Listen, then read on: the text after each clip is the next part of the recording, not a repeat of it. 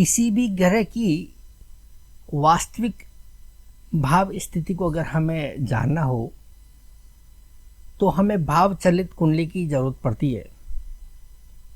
भाव चलित कुंडली के द्वारा हमें ये सरलता से पता चल जाता है कि जिस ग्रह की हम स्टडी करने जा रहे हैं वास्तव में उस ग्रह का संबंध कौन से भाव से जुड़ा हुआ है, और ये सही इंटरप्रिटेशन करने में काफ़ी मददगार होती है भाव चलित कुंडली। आप देखेंगे कि लगन कुंडली में कोई ग्रह किसी भाव में हमें दिखाई दे रहा है, वही ग्रह भाव चलित में खिसक कर किसी दूसरे भाव में आ जाता है। अगर हम भाव चलित को ना देखें तो हम प्रेडिक्शन में एक बड़ी भूल करेंगे, ऐसी संभावना बनी हुई रहती है। और जो ग्रह 3 डिग्री 0 डिग्री से लेकर 3 डिग्री के बीच में हो, या 27 डिग्री या 28 डिग्री के लेकर जो है 30 डिग्री के बीच में हो, तो ऐसी दशा के अंदर कुंडली के सभी ग्रह भाव बदलते हुए नजर आएंगे। यही लगन की डिग्री अगर 15 के आसपास हो तो ज़्यादातर ग्रह अपनी उसी पोजीशन में रहेंगे जो कि लगन के अंदर हमें दिख रही है। अब भाव चलित का मतलब क्या होता है, ये समझने से पहले हम लगन को समझना चाहेंगे। जब किसी व्यक्ति का जन्म होता है तो इसका मतलब होता है कि पूरा 37 के ऊपर जो राशि उदित हो रही है तो वही हमारी जो है जन्म लगन राशि कहलाती है। मान लीजिए कि किसी का जो है जन्म हुआ, उस पर पूर्व 37 के ऊपर कन्या राशि का उदय हो रहा होता है, तो हमारा लगन बनेगा कन्या लगन। अगर लगन की डिग्री 10 हुई तो हम लगन के अंदर 10 डिग्री लिखेंगे। इसका मतलब ये हुआ कि कन्या राशि में जो हमारा जन्म का समय है उस समय जो है लगन 10 डिग्री तक जो है सफ़र कर चुका है, जिसको हम भोगांश भी कहते हैं। अब जो 10 डिग्री का जो लगन मिला है उसको अगर हम भाव मध्य मान लें या सेंटर पॉइंट मान लें तो जो है हमें 30 डिग्री की जो है राशि पूरी करने के लिए 15 डिग्री आगे जाना होगा और 15 डिग्री पीछे जाना होगा, तब जाके हमारे 30 डिग्री की एक कंप्लीट राशि तैयार होगी। तो हम क्या करेंगे, जो हमारा लगन की डिग्री है उसके अंदर हम 15 डिग्री आगे जाएंगे और 15 डिग्री पीछे जाएंगे, तो हमारी 30 डिग्री की जो है एक कंप्लीट राशि बनकर तैयार होती है। अब जैसे हमारा लगन जो है कन्या राशि में 10 डिग्री का है, तो हमें 10 डिग्री के अंदर या तो 15 डिग्री ऐड करना होगा या 15 डिग्री कम करना होगा। 10 में से अगर हम 15 कम करेंगे तो हमारा कैलकुलेशन माइनस में चला जाएगा, और अगर इसके अंदर हम 15 ऐड करते हैं तो हमारे पास में कैलकुलेशन आता है 25।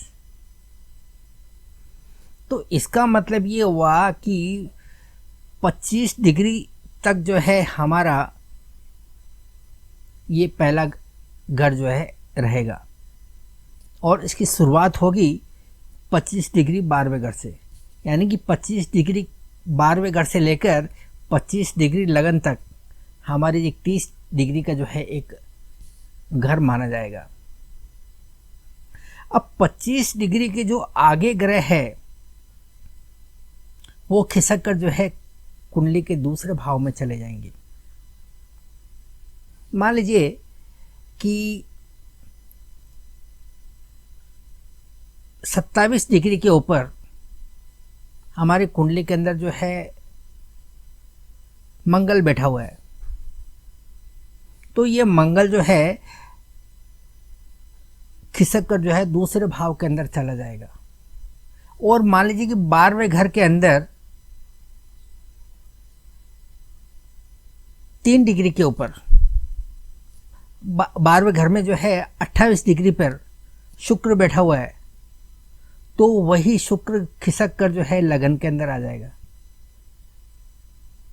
यानी कि एक घर आगे।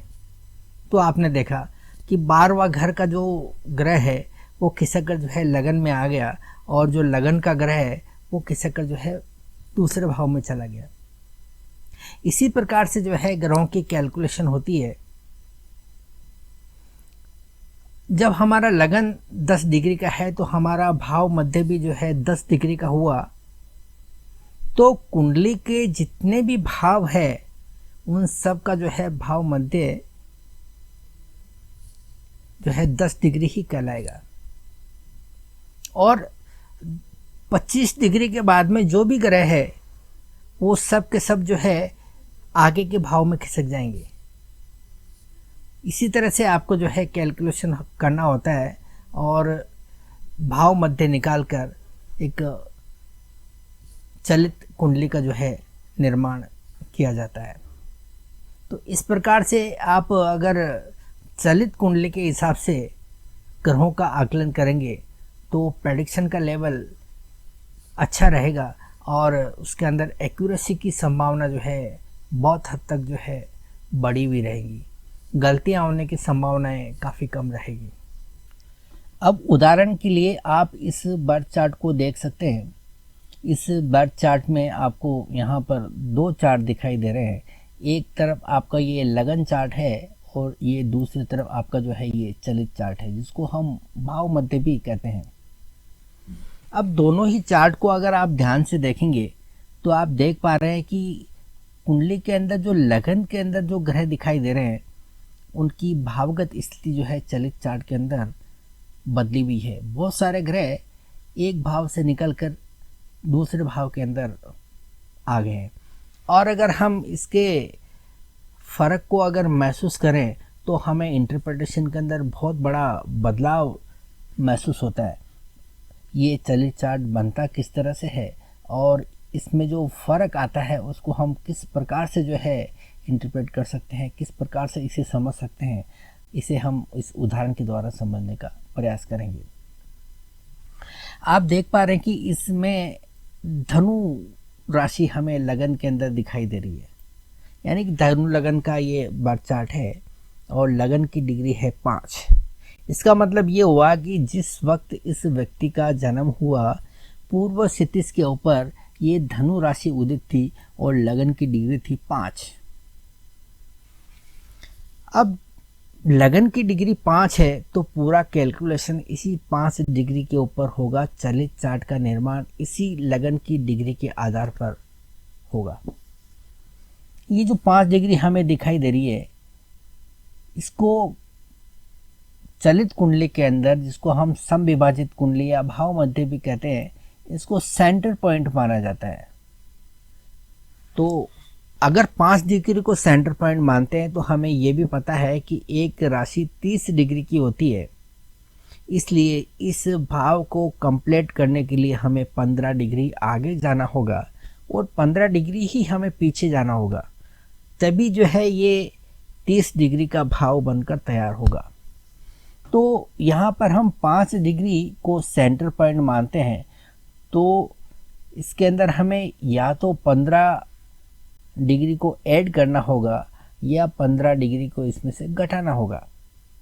अगर 5 डिग्री में से हम 15 डिग्री को अगर घटाएं तो कैलकुलेशन माइनस में आता है, इसलिए हम इसके अंदर 15 डिग्री जोड़ देते हैं। जैसे कि आप यहाँ देख रहे हैं, ये आपका जो है 5 डिग्री की जो है लगन है और इसमें 15 डिग्री हमने ऐड किया तो हमारा कैलकुलेशन आया 20।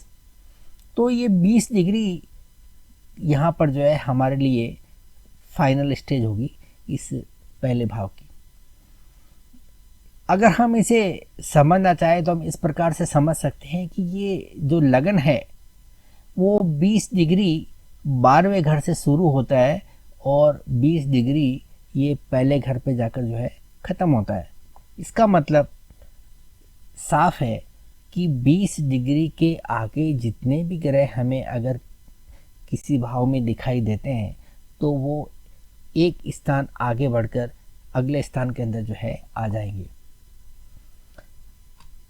कैसे, आप देखिए इसी बर चार्ट में आप देखिए, ये आप जो है यहाँ देख पा रहे हैं कि तीसरे घर के अंदर हमें चंद्रमा दिखाई दे रहा है और चंद्रमा की डिग्री है यहाँ पर 29, यानी कि ये चंद्रमा अपनी जो 20 डिग्री की जो आपकी जो ये बॉर्डर लाइन है इससे जो है काफ़ी आगे बढ़ा हुआ है, यानी कि 9 डिग्री यहाँ पर आगे बढ़ गया है। यानी कि चंद्रमा यहाँ पर जो है तीसरे घर से निकलकर चौथे घर में आएगा, इसका मतलब ये हुआ। तो यहाँ पे आप देख रहे हैं कि चंद्रमा जो है चौथे घर के अंदर आ गया। अब अगर इसके फर्क को महसूस करना चाहें तो आप कर सकते हैं। तीसरे घर के अंदर चंद्रमा यहाँ पर राहु के साथ में है और पूरी तरह से जो है पीड़ित अवस्था में नज़र आ रहा है। और साथ ही साथ अगर आप देखें तो सामने जो है तीन जो है क्रूर ग्रह बैठे हुए हैं, इनकी दृष्टि भी जो है इस चंद्रमा के ऊपर आ रही है। तो चंद्रमा यहाँ पर पूरी तरह से जो है अफ्लिक्शन में है। अब यही चंद्रमा तीसरे घर से निकलकर यहाँ चौथे घर के अंदर आया हुआ है लगन चलित चार्ट के अंदर। तो चौथे घर में चंद्रमा एक तो दिग्बली होता है और चंद्रमा एक जल तत्व का ग्रह है और चौथा घर भी जो है जल तत्व से ही संबंध रखता है। तो जल तत्व का ग्रह चौथे घर में आना यानी कि इसकी जो है जल तत्व को भी यहाँ सपोर्ट मिलता है। तो यहाँ चंद्रमा एक बहुत अच्छी स्थिति में हो गया। अगर हम इस लगन कुंडली के आधार पर इस चंद्रमा को बेस बनाकर प्रेडिक्शन करेंगे तो हम बहुत सारी नेगेटिव बातें कह सकते हैं, परंतु यहाँ पर चंद्रमा एक अच्छी स्थिति में आ गया है तो यहाँ चंद्रमा को लेकर हम कुछ अच्छी बातें कहेंगे। ये फर्क जो है यहाँ पर चलित कुंडली के अंदर हमें देखने को मिलता है। अब आप यहाँ इस वीनस को देख सकते हैं। वीनस कुंडली के अंदर 18 डिग्री का है जो कि इस रेंज के अंदर आया वाला है। 20 डिग्री की जो रेंज है उसके अंदर है। तो इसका मतलब ये शुक्र जो है कुंडली के अंदर 7वें घर में ही बना रहेगा, इसके अंदर किसी प्रकार का बदलाव नहीं होगा। ये शुक्र 7वें घर में ही हमें दिखाई दे रहा है। ठीक इसी तरह से यहाँ पर आप राहु को देख रहे हैं तीसरे घर के अंदर। राहु 15 डिग्री का है, ये भी रेंज के अंदर है, तो इसकी स्थिति में भी किसी प्रकार का कोई बदलाव हमें देखने को नहीं मिल रहा है। अब हम बात कर लेते हैं 8वें घर के अंदर बैठे हुए इस मंगल की। आप देख पा रहे हैं कि मंगल यहाँ पर 5वें घर का अधिपति होकर जो है 8वें घर के अंदर बैठा हुआ है। आप सभी को पता है कि 5वें घर से हम बहुत सारी महत्वपूर्ण बातों को देखते हैं। 5वां घर अगर बिगड़ गया तो 5वें घर से संबंधित बहुत सारी नेगेटिव बातें हम कर सकते हैं, जैसा कि इस कुंडली में हमें दिखाई दे रहा है। 5वें घर का अधिपति 8वें घर में बैठा हुआ है, तो ये मंगल बहुत सारी कमियों को उजागर कर रहा है 5वें घर की। और साथ ही साथ जो है ये मंगल एक नीच राशि का भी बना हुआ है। अब यहाँ आप जो है चलित चार्ट के अंदर इसकी स्थिति को समझने के लिए इसकी आप डिग्री को देखेंगे। मंगल यहाँ पर जो है 26 डिग्री का है, यानी कि ये जो 20 डिग्री की रेंज है इससे काफ़ी आगे निकला हुआ है। इसका मतलब ये एक भाव जो है आगे बढ़ेगा, 8वें घर को छोड़कर 9वें घर के अंदर पहुंचेगा। तो आप देख पा रहे हैं कि यहाँ पर ये मंगल 9वें घर के अंदर पहुंच गया है। अब आप इसको आप इंटरप्रेट करना चाहेंगे तो कुछ अलग तरीके से कहेंगे।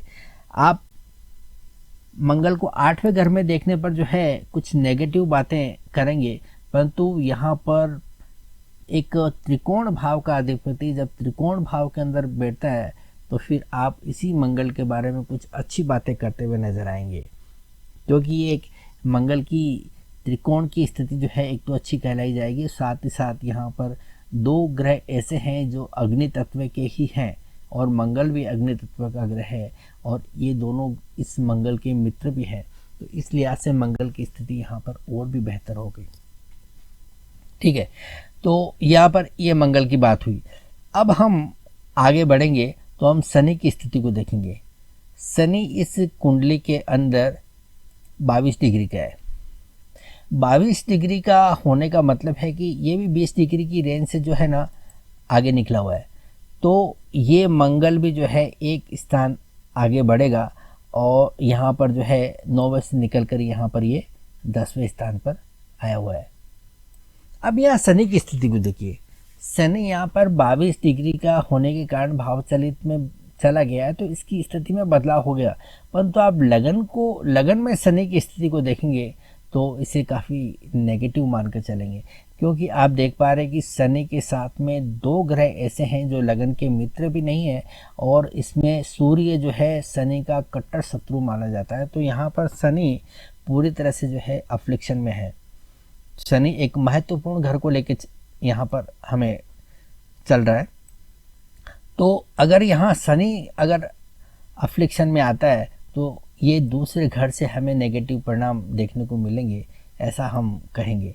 परंतु आप यहाँ देखिए, ये 22 डिग्री का होने के कारण ये शनि जो है 9वें घर से निकलकर 10वें घर के अंदर आ गया है, और 10वें घर में हम शनि की स्थिति को काफ़ी बेहतर कहेंगे, क्योंकि एक तो 10वां घर जो है कर्म स्थान का कारक स्थान है, और शनि को भी कर्म स्थान का ही कारक ग्रह कहा जाता है।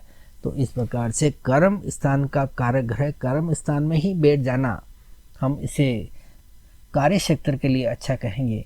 और इस शनि की यहाँ पर स्थिति जो है बहुत बड़ा बदलाव लेकर आएगी। जिस शनि के बारे में हम नेगेटिव बातें कर रहे थे लगन कुंडली को देखकर, उसी शनि के बारे में हम यहाँ अच्छी अच्छी बातें करेंगे 10वें घर में देखकर। तो ये फ़र्क आता है। अब यहाँ पर आप देख पा रहे हैं कि केतु और सूर्य, ये दोनों ही ग्रह जो है 20 डिग्री की रेंज के अंदर हमें दिखाई दे रहे हैं। तो इन ग्रहों की स्थिति में यहाँ पर कोई बदलाव नहीं है, ये उन्हीं घरों के अंदर आपको देखने को मिल रहे हैं। अब यहाँ पर हम बात कर लेते हैं मरकरी की। यहाँ मरकरी 12 डिग्री के ये भी रेंज के अंदर है, तो इसकी स्थिति में भी हमें यहाँ किसी प्रकार का कोई बदलाव देखने को नहीं मिल रहा है। अब आप यहाँ इस बृहस्पति को देखिए। बृहस्पति यहाँ पर लगन का अधिपति होकर कुंडली के 12वें घर में बैठा हुआ है।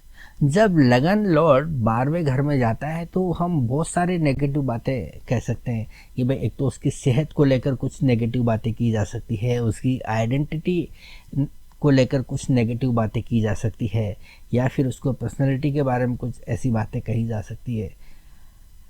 परंतु लगन लॉर्ड को आप यहाँ इसकी डिग्री को देखेंगे तो ये 27 डिग्री का है, और 27 डिग्री का होने के कारण आप देख पा रहे हैं कि इस रेंज से ये काफ़ी आगे बढ़ा हुआ है। तो इसका मतलब ये बृहस्पति जो है 12वें घर से निकलकर लगन में आएगा इस चलित चार्ट के अंदर, ऐसा हम कहेंगे। तो आप देख पा रहे हैं यहाँ चलित चार्ट के अंदर यहाँ लगन में ही दिखाई दे रहा है। अब आप ज़रा इसकी कल्पना कीजिए, एक तो लगन लॉर्ड 12वें घर में जाना किस प्रकार के हमें नेगेटिव परिणाम देते हुए नज़र आ रहा था, और वहीं ये बृहस्पति अब 12वां घर का ये लगन का अधिपति होगा, लगन में ही दिखाई दे रहा है। ये कितनी अच्छी स्थिति कहेंगे हम। बहुत बड़ा बदलाव आ गया। अब लगन में बृहस्पति को देखकर आप सेहत से संबंधित कुछ अच्छी बातें कर सकते हैं, इसके व्यक्तित्व को लेकर कुछ अच्छी बातें कर सकते हैं, इसकी आइडेंटिटी को लेकर कुछ अच्छी बातें कर सकते हैं। तो इस प्रकार से आप जो है देख पा रहे हैं कि एक चलित चार्ट में ग्रहों की स्थिति बदलने के कारण कुंडली के अंदर कितना बड़ा फर्क आ जाता है, कितने बड़े बड़े बदलाव हमें देखने को मिल रहे हैं। अगर हम इस चलित चार्ट को नहीं देखते हैं तो इससे लगन चार्ट के ऊपर हम अगर इंटरप्रिटेशन करना शुरू करते हैं तो हम कितनी बड़ी भूल करेंगे, किन किन चीज़ों को हम जो है समझने में गलती करेंगे। इस बात का एहसास आपको इस उदाहरण के द्वारा हुआ होगा। अब भाव चलित कुंडली को पढ़ते समय हमें कुछ सावधानियां बरतने की ज़रूरत होती है। अगर हम इन सावधानियों को नहीं बरतते हैं तो फिर गलतियां होने की संभावनाएं काफ़ी बढ़ जाती है। तो वो कौन कौन सी चीज़ें हैं उसके बारे में हम ज़रा विचार कर लेते हैं। देखिए, ये जो आपको लगन चार्ट और चलित चार्ट दिखाई दे रहा है, इसके अंदर ग्रहों की भावगत स्थिति जो है बदली हुई दिखाई दे रही है। आप देख पा रहे हैं कि यह मंगल जो है 8वें घर के अंदर कर्क राशि का यानी कि नीच का मंगल है, परंतु यही मंगल चलित चार्ट में 8वें घर से निकलकर 9वें घर के अंदर आ गया है और यहाँ पर 9वें घर में हमें सिंह राशि दिखाई दे रही है। तो इस मंगल को हम सिंह राशि का कहने की भूल कतई नहीं करेंगे। ये मंगल यहाँ पर लगन कुंडली के अंदर कर्क राशि का यानी कि नीच का है, तो इसे हम नीच का ही मंगल कहेंगे, क्योंकि किसी भी ग्रह की भावगत स्थिति को हम लगन चलित चार्ट के द्वारा देखते हैं, परंतु उसकी राशिगत स्थिति को हमें लगन कुंडली के द्वारा ही देखना होता है। तो ये जो मंगल नीच का है तो ये नीच का ही रहेगा। ठीक इसी प्रकार से आप शनि की स्थिति को देखते हैं कि शनि यहाँ पर 8वें घर 9वें घर से निकलकर यहाँ 10वें घर के अंदर आया है, तो इसे हम कन्या राशि का नहीं कहकर इसे हम सिंह राशि का ही कहेंगे, क्योंकि लगन के अंदर शनि सिंह राशि का है और राशिगत स्थिति हमें लगन से ही देखनी होती है। इसी तरह से आप बृहस्पति को देख सकते हैं। बृहस्पति यहाँ पर 12वें घर के अंदर वृश्चिक राशि का है लगन कुंडली के अंदर, परंतु इसकी जो है भावगत स्थिति बदलती है और चलित में ये लगन के अंदर आता है। लगन में हमें ये धनु राशि दिखाई देती है। तो धनु राशि में ये बृहस्पति जो है स्वग्रही हो जाता है और हम अक्सर ऐसी भूल करते हैं कि धनु राशि का कहकर इस बृहस्पति को हम संबोधित करने लगते हैं और फिर इसी हिसाब से जो है हम इसके फलित करते हैं, जो कि एक बहुत बड़ी भूल है। बृहस्पति यहाँ पर वृश्चिक का है तो ये वृश्चिक का ही रहेगा, क्योंकि लगन के अंदर जो स्थिति है वो कभी बदल नहीं सकती। तो लगन की जो वृश्चिक राशि है तो इसको हम वृश्चिक का ही बृहस्पति कहेंगे। ठीक इसी प्रकार से चंद्रमा यहाँ पर कुंभ का है तो ये कुंभ का ही रहेगा, इसको मीन का हम नहीं कह सकते। ये तो हुई राशिगत स्थिति के बारे में बात। और अब हम बात करते हैं सेंटर पॉइंट की। आप देख पा रहे हैं कि इस कुंडली के अंदर 1 से लेकर ये 12 तक हमें भाव दिखाई दे रहे हैं और ये सभी भाव 30-30 डिग्री के हैं, क्योंकि एक भचक्र 360 डिग्री का होता है। 360 डिग्री को हम 12 हिस्सों में यानी कि 12 भावों में डिवाइड करते हैं, तो हर हिस्सा जो है 30 डिग्री का बनकर निकलता है। तो 30 डिग्री के हमें 12-12 हिस्से यानी कि 12 घर देखने को मिलते हैं। अब यहाँ लगन की डिग्री 5 है तो सभी घर 30 डिग्री का है, तो सभी घर का सेंटर पॉइंट हमें जो है 5 डिग्री ही मानकर चलना होगा। और इसका जो कैलकुलेशन है 5 के अंदर हमने 15 जोड़े तो यहाँ पर 20 डिग्री का कैलकुलेशन आया, तो हमें 20 डिग्री से 20 डिग्री का ही घर मानना होगा, चाहे वो कोई सा भी घर क्यों नहीं हो। 1 से लेकर 12 तक सभी भावों का कैलकुलेशन हम इसी हिसाब से करेंगे। इसमें किसी प्रकार का जो है फेर बदल नहीं हो सकता। ये हुई आपकी दूसरी बात। अब हम बात करते हैं भाव चलित कुंडली के बारे में। भाव चलित कुंडली मुख्य रूप से जो है 3 प्रकार की होती है। एक तो होती है समविभाजित, जिसको हम भाव मध्य कुंडली भी कहते हैं। दूसरी होती है श्रीपति भाव चलित कुंडली और तीसरी होती है आपकी ये केपी से जुड़ी हुई जो है भाव चलित कुंडली,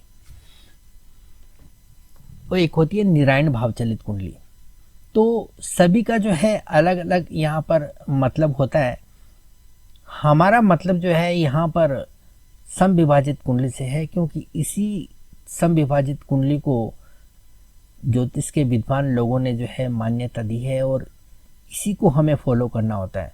क्योंकि हम जब पूरा कैलकुलेशन करते हैं तो वैदिक ज्योतिष के आधार पर करते हैं और वैदिक ज्योतिष से संबंधित यही समविभाजित भाव चलित कुंडली मानी जाती है।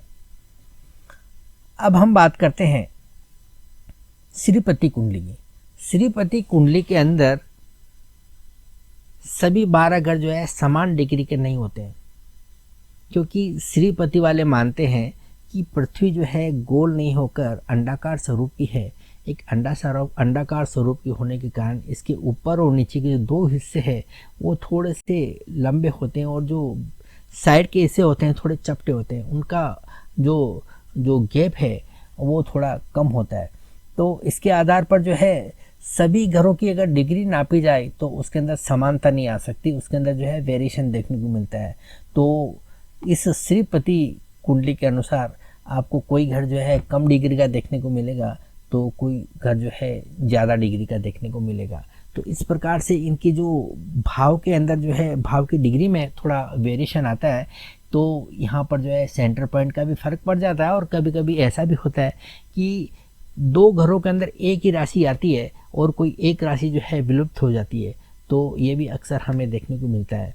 पर हमें इस कुंडली को, इस भाव चलित कुंडली को जो है फॉलो नहीं करना होता है, क्योंकि ये जो भाव चलित कुंडली है किसी वेस्टर्नर के द्वारा वेस्टर्न एस्ट्रोलॉजी को लेकर जो है बनाई हुई है। तो हमें इस चीज़ को जो है थोड़ा अवॉइड करना पड़ेगा, कारण कि हम पूरा का पूरा कैलकुलेशन वैदिक के आधार पर कर रहे हैं और किसी वेस्टर्नर के द्वारा वेस्टर्न सिस्टम को फॉलो करने वाली भाव चलित को अगर हम अपनाते हैं तो गलतियां होने की संभावना बहुत ज़्यादा रहती है। इसलिए हमें इस कुंडली को अवॉइड करना चाहिए। अगर हम वेस्टर्न एस्ट्रोलॉजी को फॉलो करते हैं तो फिर हमें ये श्रीपति वाले सिस्टम को जो है फॉलो करना ज़्यादा बेहतर रहेगा। और जहाँ तक रही बात केपी की, तो केपी भाव चलित कुंडली है तभी काम करती है जब हम केपी के सिस्टम को फॉलो करते हैं। हम इस वैदिक सिस्टम को फॉलो करके केपी वाले भाव चलित को हम अगर करेंगे तो भी हम बहुत गलतियां करने की संभावना से बच नहीं सकते।